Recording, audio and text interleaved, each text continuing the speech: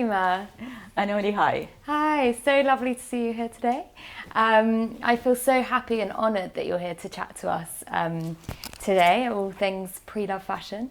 And as you know, at Circular Threads, our mission is to make pre-loved the first choice over buying new, especially when it comes to South Asian fashion.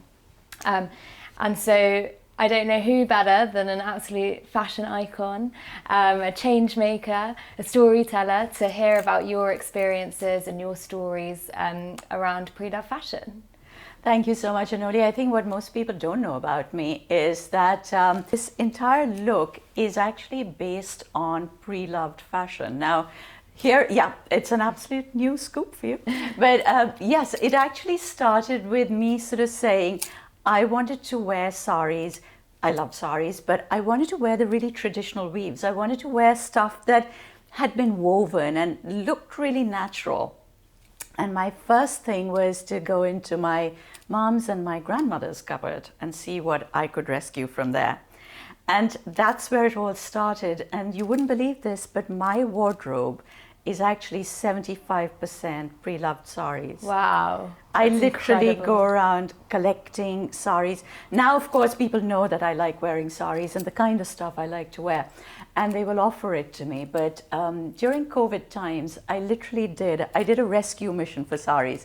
And lots of people, you know how during COVID, during lockdown, everybody was sort of doing clear outs because nobody else had anything to do, and people were sort of taking things out of their lofts and saying, oh my God, I have all these suitcases full of stuff. What should I do? Should I have it cut up? And there were all these horrible things being suggested. And I said to everybody, look, if there are saris that you don't want, please, could you just give them to me and I will sort them out and I will wear most of them. And that's what I did. I literally drove around from one place to another, picking up saris, rescuing saris. That's incredible. And I think that's such a lesson for everyone, you know, to kind of take away, is just like, actually look at what you've got already, look at what's inside your wardrobe and use it and see different ways that you can be wearing it, using it, styling it.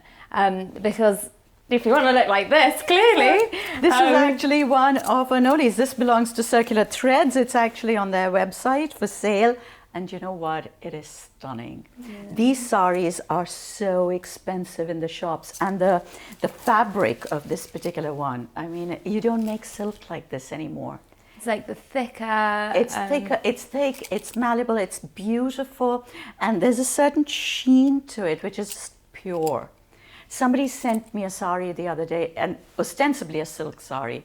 It's so thin. I mean, I think I have chiffons that are thicker than that silk sari. They just don't make silk like that anymore. And just look at this.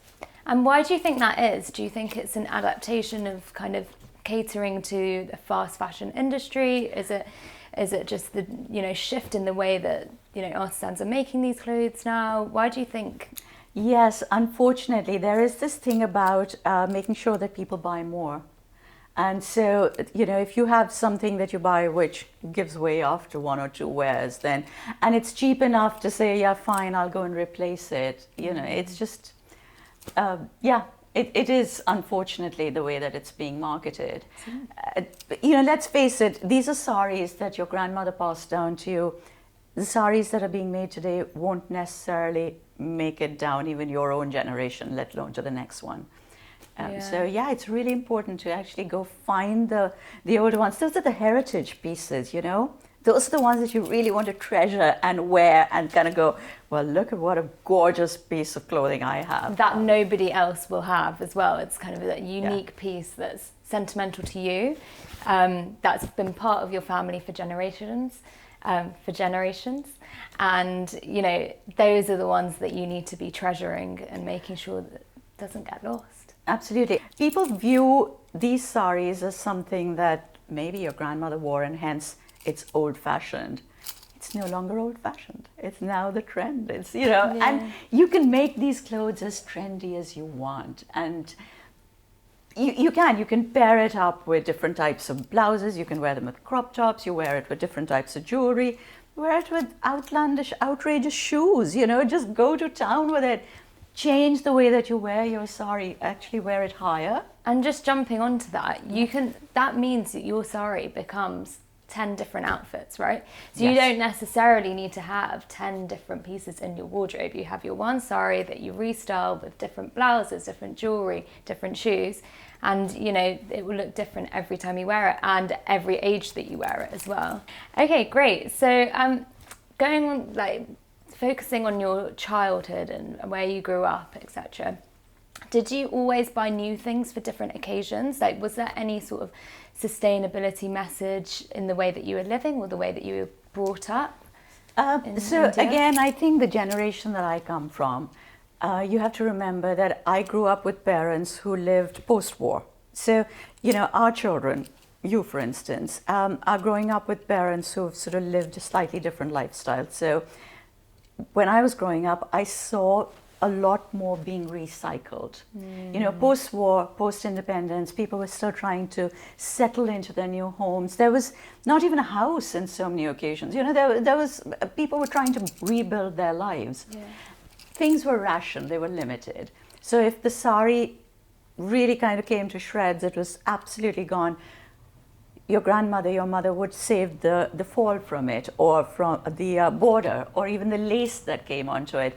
If an outfit had totally bitten the dust, you'd take the buttons off and save them for the next thing. So we did grow up at a time when recycling and reloving something was the done thing. Yeah. So you kind of grow up with a little bit of a mindset.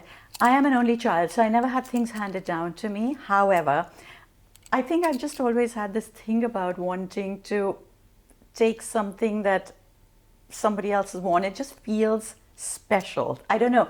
I'm all about the stories, and it's always about the story that something carries, because something that somebody else has worn, it comes with a lot of their stories. And I know that some people don't think that that's necessarily a good thing, but I actually think that it has soul.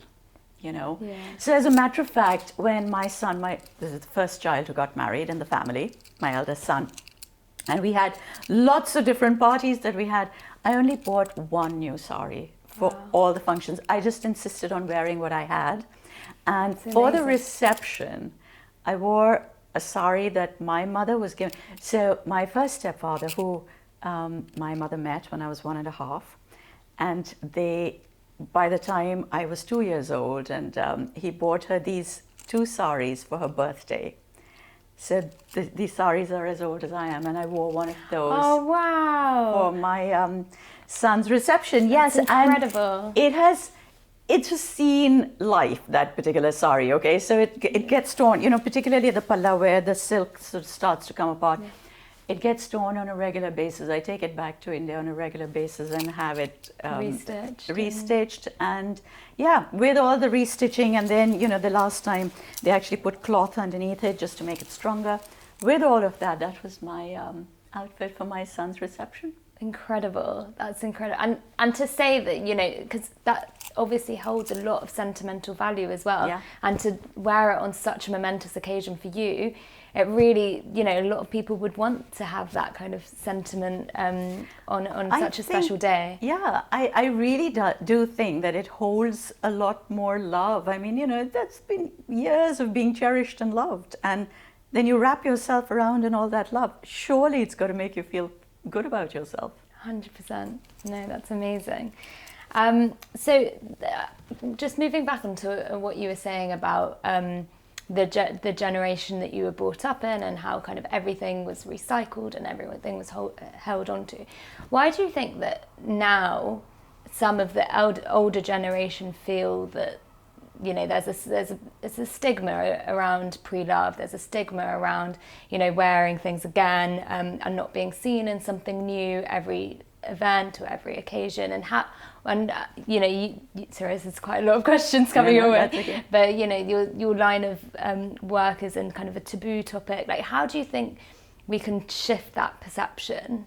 Yeah, it is literally all about perceptions, isn't it? It's a taboo of a different kind. I never thought of it like that, Anoli. Actually, that's really interesting. That, yes, this idea that I've had this happen. I do videos. If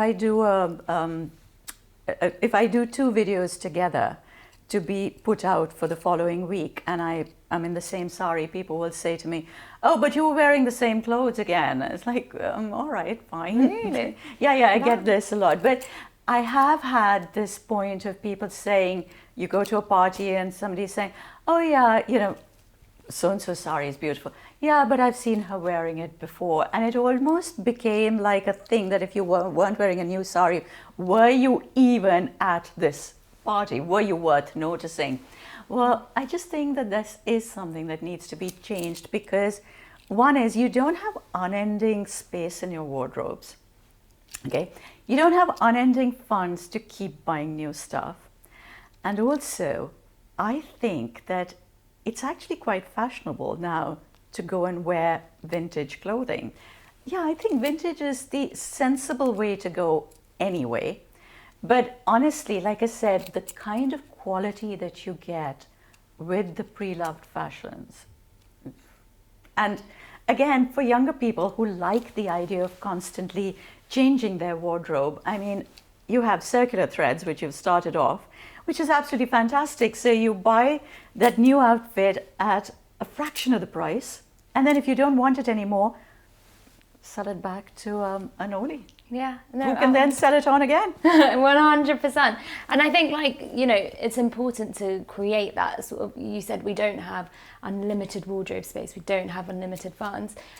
By creating that kind of capsule wardrobe of the key things that you know that you love and that you will continue to wear again, those are the things that you buy. And renting and hiring, you know, that's also an incredible initiative, and there's loads out there now as well to allow you to do that. But I think creating that capsule wardrobe of things that you will wear over and over again is key. And I'm particularly thrilled with what you're doing at Circular Threads, because although there's a lot of places where you can go and hire Western wear, vintage Western wear, there isn't very much for Indian wear, is there? So you really are helping out. Thank you. No, and it is pretty new. It is kind of a new concept because of all these perceptions that is masking actually the beauty of pre-loved as well, you know. So wearing something new, taking the photo, you know, at every event that you go to. But we've seen it happen in the Western world. The shift is there. We need to get this movement happening in amongst our communities as well. And I have to say, I mean, I know I've said it before, but there is something strangely fabulous about saris, for instance, since we're talking about saris, that were made years ago, because those saris were made to last. So they were made with a different mindset. And they carry their grandeur forward. Anybody who has a sari that they're not wearing, particularly saris like this, I'm there in line. I'm like, yes, please. And it's actually become so popular now that I was with a group of friends the other day. We were seriously considering starting a library of saris. Wow. Where you go and pick 2 at a time for a month, and you have to look after them and you have to dry clean them before you return them. But incredible. Yeah. It's such a good idea. It's and that whole rental revolution, pre-love revolution, it's coming up, and we need to get as many people on board with it as possible, especially within our communities. And sometimes it, you know, it makes me sad to think, actually, why is our community not kind of on board with this? And how can I get more of our community on board with this? And I know since starting Circular Threads, like, actually the connection back to the culture and the connection when you're looking at these like beautiful pieces and you think, oh my gosh, I wonder, you know, who made my clothes? Who, at what point in time was this made? This work is super different to work that I've seen for a 10-year-old sari compared to a 50-year-old sari, you know? So it's like actually embracing and like, I don't know what the word is really, but kind of just loving your culture as well through your clothes. And I really think that it's about time we did. I have to show you. You know, I said I went around in lockdown. Yeah, I'd love to see what you picking up saris, just making people. Just look at this sari. Now, I mean, this why is would you not? Oh, this is the. But I love the gingham on this. Just look at it. It's so popular now in Western wear. How stunning is the sari? And you could pair this with almost any blouse. You could pair this with anything, and you could, I mean, literally anybody could wear that. And you know what? You should be. But I have to say, like, this one, a friend of mine gave this to me. Now, you know what, Anoli? It's so funny. But I think that this is the sexiest sari I have ever owned. It is Gorgeous. so beautiful. It's a Dhakai, and she's now in her mid-70s, and she took it out, and she said to me, okay, you can have this, and I put it on like this against me, and she was like, yeah, that looks really nice, oh my. And then she was like, you know what, actually I don't think I can get this to you. I remember wearing it, I remember feeling very sexy in it, I think I need it back. So I had to leave it behind. And then she rang me up the next day and she said, all right, I've had my little time, my extra time with the sari. You can now come and get it. I've said goodbye. I've said goodbye. I've said my goodbyes to it. And so, yeah, I went back and got it. But, okay, again, I think I've got the sari on the wrong side as always. But, yeah, that is how beautiful stunning. is this. Also, just the fit, the material and the feel. Yeah. Like wearing this, I can just imagine you feel so comfortable and confident, which, you know, that's what you want to feel like in your clothes, right? Absolutely. You want to feel confident, you want to feel sexy. And there are a million different ways of tying a sari. You can never really go totally wrong with it. Mm-hmm. Pins are your best friend. You know, put lots of safety pins. Or if you really feel that you can't manage, then take your mom's or your grandmom's old saris and have them stitched into pre-stitched, you know, so they're pre-stitched saris. And we have a bunch of those on circular threads as well, because actually at the moment we're getting a lot of requests for pre-stitched saris for those exact reasons. But I think it's just so important to even learn, you know, how to tie a sari and how to, because those are the sorts of things that we, as next generation, need to be passing down to our kids. Otherwise, it's just going to get lost. And I have to tell you that it's all about, it's not really rocket science. It's all about the tricks of how you tie it. Yeah. Once you've got it on the right way, it doesn't shift. I mean, for instance, little things like your petticoat has to be tied really tight, you know, where you put your pleats in. It's just little things like that. And once you've actually got it on, it doesn't shift. It's so easy to wear. And honestly, like when I'm going to work, when I'm going for meetings, I'm jumping out of the tube or whatever, I'm in my saris and it's just really comfortable. It's That's easy. So inspirational. It isn't a hassle. A lot of people seem to think, oh my God, you know, like, oh, how am I going to manage this? Honestly, once you get it on, it's just so easy. Yeah. Either way, all I'm trying to say is that there is this whole, there's an entire wardrobe waiting for you in pre-loved fashion, which is, it literally is just waiting for you, and it's just going to be so amazing once you actually start using it. But people haven't reached that point. I'm biased, fine, but I ask anybody. There is nothing as sexy as a sari. Most Indian outfits are stunning. They are beautiful. They make us feel really feminine and gorgeous, and they flow. They have that lovely sort of feel to it. But oh, give me a sari any day. Amazing. And then to end with, do you have any messages or anything that you want to tell our following of how to kind of get more involved with pre-loved fashion? We're all so conscious right now of climate change, of being more eco-friendly. Everybody's trying to do their bit to reduce their carbon footprint. And, you know, we're trying to do this thing about let's not use plastic bottles, let's not do plastic bags anymore. The fashion industry, you were telling me some pretty horrific facts about the fashion industry, weren't you? Yeah, it's the second most polluting industry. And people wear 20 to 30% of their wardrobe. So imagine all of that waste. Not only of money, but craftsmanship, the way, the work. Absolutely, yeah. And so I really, really think, I do realize that, you know, it's always fun to go out and buy something new, but I think if we could even do it 50-50, where we say, okay, 50% pre-loved, and there's a lot of very exciting stuff. I mean, we've been through this whole idea of the 60s vintage stuff. That's all very exciting. We've been through the 80s, I think you were saying, we're now getting to the 90s stuff, so everybody's wanting to dress like that again.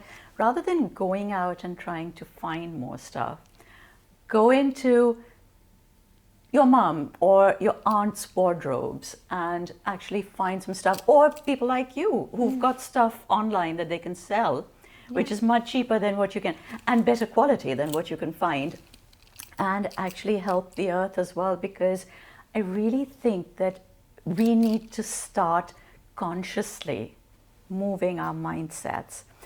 Nobody out there believes that you don't have a new outfit. I mean, honestly, if you wear the same thing a second time, people know that you've got fabulous clothes, and you will have the chance to wear those as well. But also, aside from being really eco-friendly about it, I also think that the quality of clothes is better when you go into the vintage clothes. They are better quality.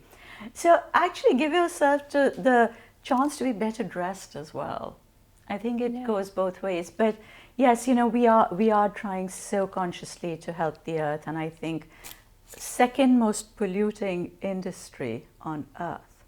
I mean, that's a scary fact. I did not know that. It's shocking. It's shocking. It's shocking. And yet there are companies like Shein and all these fast fashion industry. It's just fueling and fueling itself until we actually make the change. And we need to, within our community as South Asians, to play our part in that. Start thinking of what you'll really enjoy wearing, and then, pre-loved is the way to go. Thank you, Seema. Thank you so much. It was an absolute pleasure to chat with you. Here, Anoli. And thank you for letting me dress up in your beautiful incredible sari. I mean, just look at that. Isn't that incredible? Stunning. And for anybody out there who's ever worn a sari and ever bought a sari, you know how expensive these are. So go and check out Anoli's website and see what you can buy it for over there. Thank you.